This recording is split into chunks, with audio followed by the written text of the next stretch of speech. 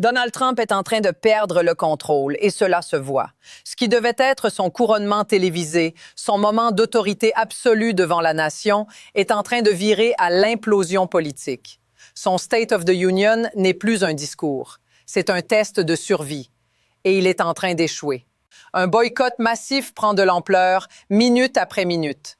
Des dizaines de membres du Congrès refusent d'assister à ce spectacle. Des sénateurs, des représentants, des élus qui déclarent ouvertement qu'ils ne serviront pas de décor à ce qu'ils considèrent comme une dérive autoritaire. Des sièges vides vont apparaître dans la Chambre. Et pour un homme obsédé par l'image, par la foule, par l'applaudimètre, c'est un cauchemar stratégique. C'est humiliant. Mais c'est plus que cela. C'est révélateur. Parce que ce boycott détruit le mensonge central de Trump, la fiction que tout est normal. Pendant qu'il défie les tribunaux, pendant qu'il attaque le Congrès, pendant qu'il traite l'État de droit comme une nuisance administrative, lui et sa cabale répètent que c'est simplement de la politique dure.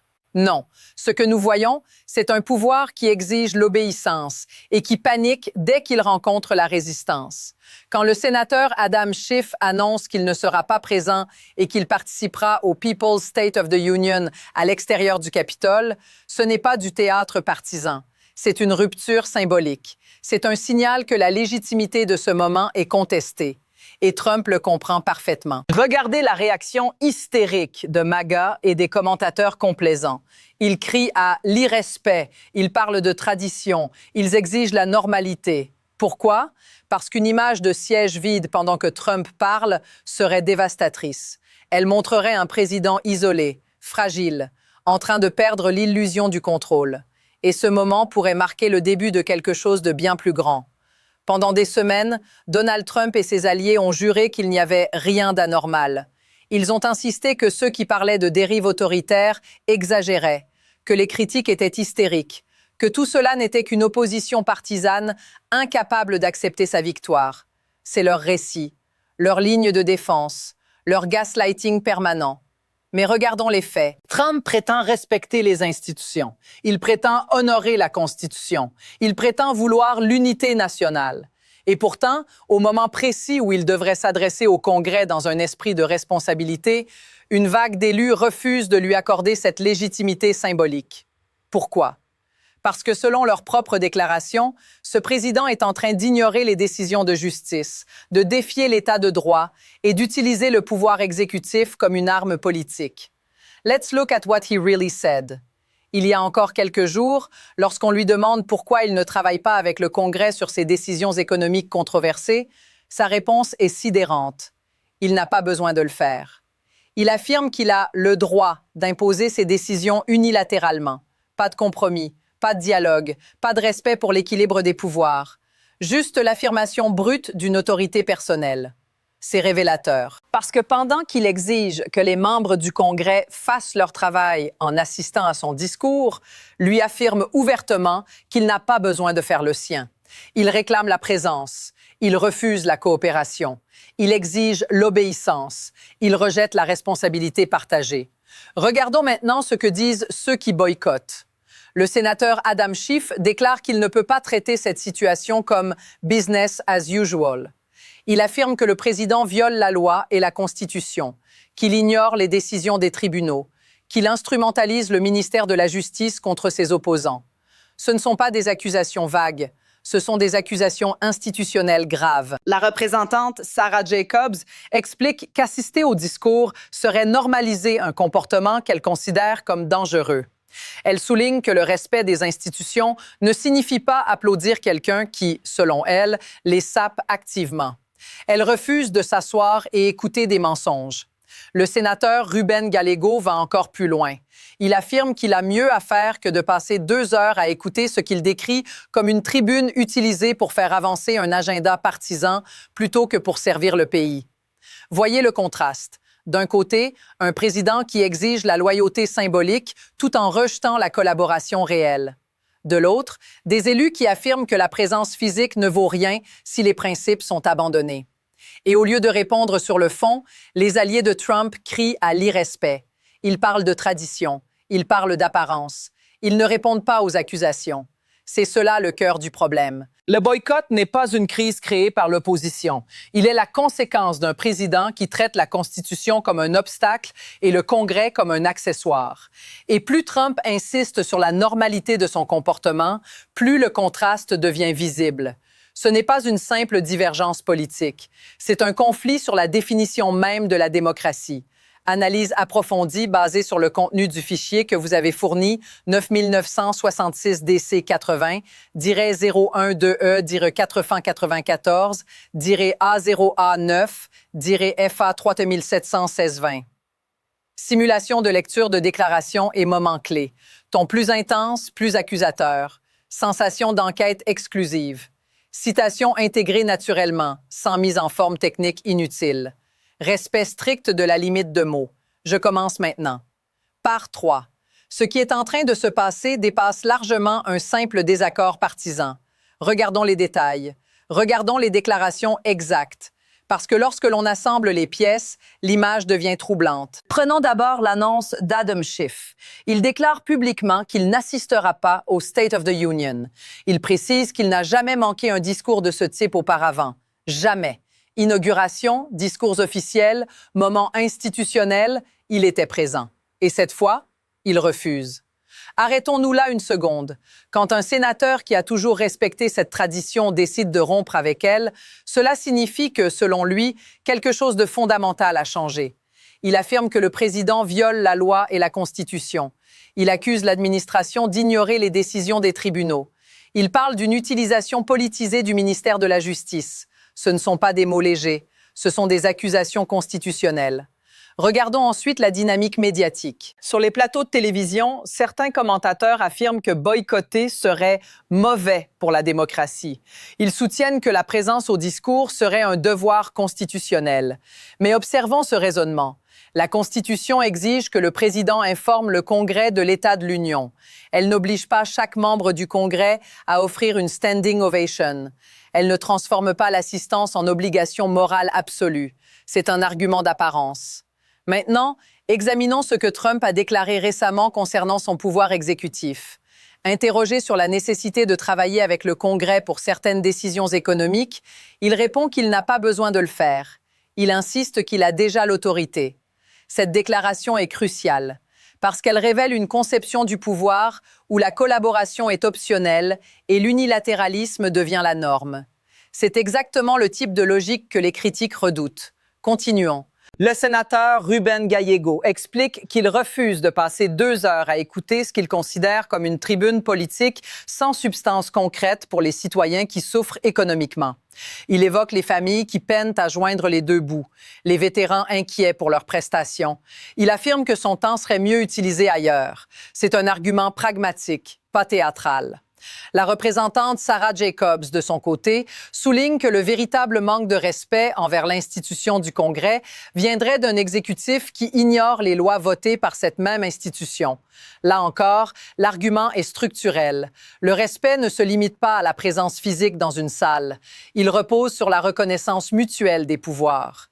Et puis, il y a l'élément visuel. Des sièges vides dans la Chambre. Des survivants liés aux affaires Epstein, invités par certains élus pour souligner des demandes de transparence. Ce contraste symbolique est puissant. Absence volontaire d'élus, présence visible de victimes réclamant justice. Ce n'est pas un détail. C'est une mise en scène politique délibérée. Ajoutons à cela le contexte économique.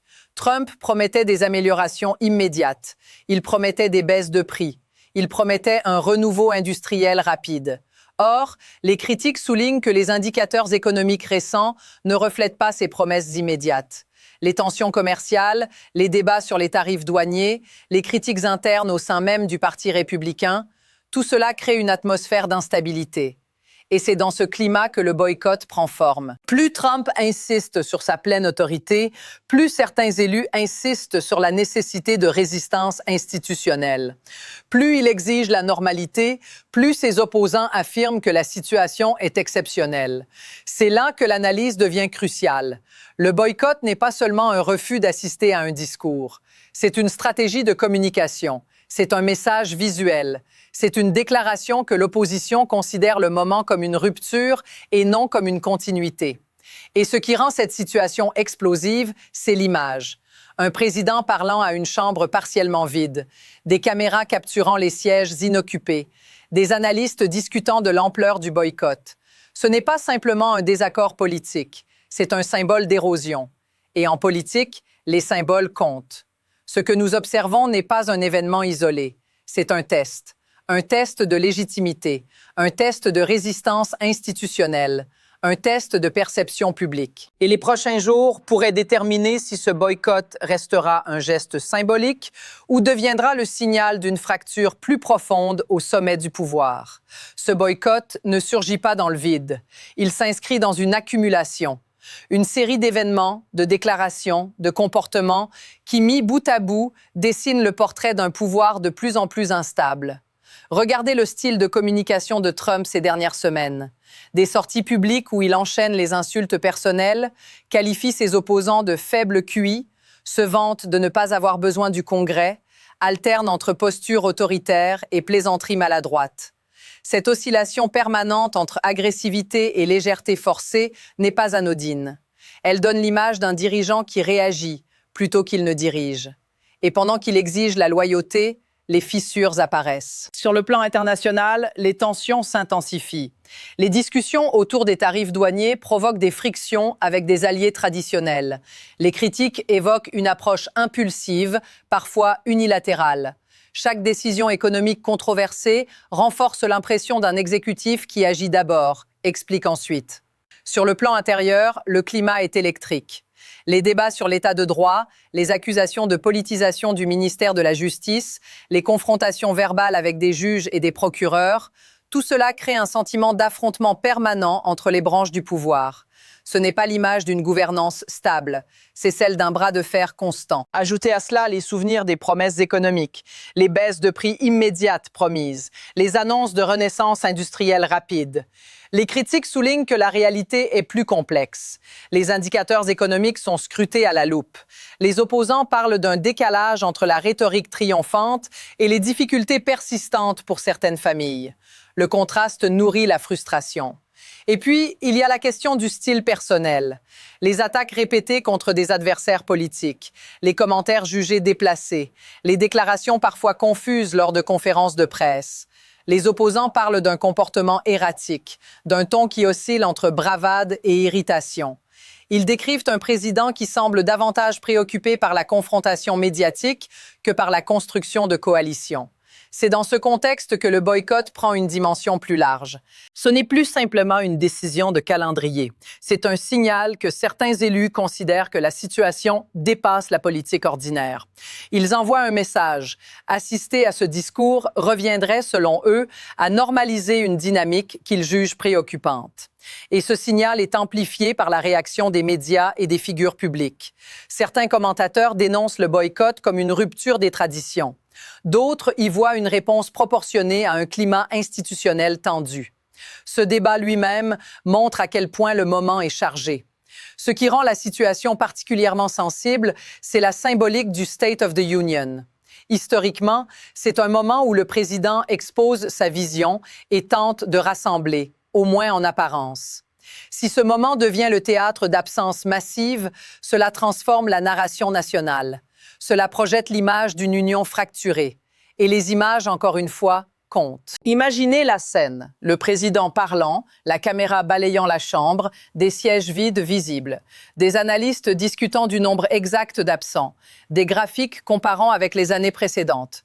L'attention ne serait plus seulement sur le contenu du discours, mais sur la légitimité perçue de l'événement. C'est là que se situe le véritable enjeu. Trump cherche à projeter la force. Ses opposants cherchent à projeter la résistance. Les deux camps comprennent que la bataille se joue autant dans la perception que dans la politique concrète. Et dans cette bataille symbolique, chaque geste compte. Ce boycott, combiné aux tensions économiques, aux controverses judiciaires, aux affrontements médiatiques, compose une image plus large, celle d'une présidence constamment sur la défensive. Une présidence qui doit convaincre non seulement le public, mais aussi une partie du système politique qu'elle agit dans les limites institutionnelles. Ce n'est pas un incident isolé. C'est un chapitre supplémentaire dans une confrontation continue sur la nature du pouvoir exécutif, sur la limite de l'autorité présidentielle et sur la définition même de la normalité démocratique. Et si les sièges vides deviennent le symbole dominant de cette soirée, alors le récit pourrait échapper au contrôle de la Maison-Blanche. Ce moment dépasse un simple discours annuel. Ce qui est en train de se jouer, c'est la différence entre présence et principe, entre apparence et responsabilité, entre la mise en scène du pouvoir et la substance de la démocratie. Le boycott du State of the Union n'est pas, comme certains le prétendent, un caprice partisan. C'est une déclaration morale. C'est une ligne tracée dans le sable par des élus qui affirment que la normalité ne peut pas être simulée lorsque les institutions sont, selon eux, mises à l'épreuve. On peut être en désaccord avec leur stratégie, mais on ne peut pas ignorer ce qu'elle symbolise. Ce débat révèle quelque chose de plus profond, une fracture sur la définition même du leadership. Est-ce que la force se mesure au volume des applaudissements dans une salle ou à la capacité de respecter les contre-pouvoirs, d'écouter les critiques, de gouverner dans les limites constitutionnelles?